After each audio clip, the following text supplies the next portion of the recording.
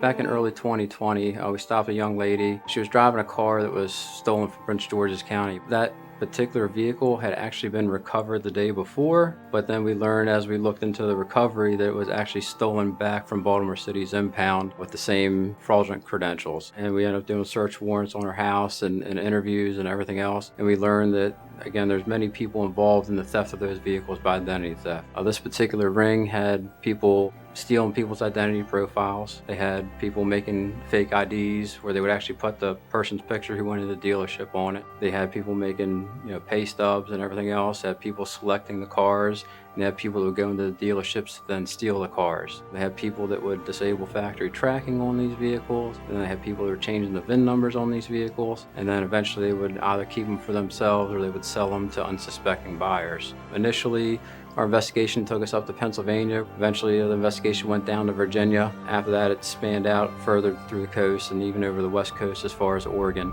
This organization, working as far through the country as they were, through different time zones, it was challenging sometimes. The scale of this operation seems to keep growing as we keep looking further into it. It still is an active investigation. We're learning of more victims and more stolen property. We're talking of in the magnitude of at least 200 to 300 identity theft victims that we know about. We're talking getting near about 150 stolen vehicles. Many of them have been recovered, but there are still some outstanding. And dollar amount, probably around the $7 or $8 million range. This criminal organization was great at what they did. If you didn't have some of the specialized training that people from my unit have, they probably wouldn't have been caught, or at least caught as early as they were. There were a lot of reasons I decided to keep pursuing this investigation. And again, a lot of these people didn't know they were victims until I called them. So there's people that their credit's ruined. There's people that are out a lot of money that aren't going to be reimbursed unless we figure out who did it. That was a big drive in trying to get this all wrapped up and try to put some kind of stop to this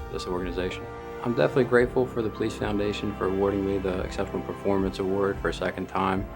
It's definitely a surprise, definitely much appreciated. This couldn't have been accomplished without other people's help along the way, so I'm very grateful for that. So thanks goes to them too.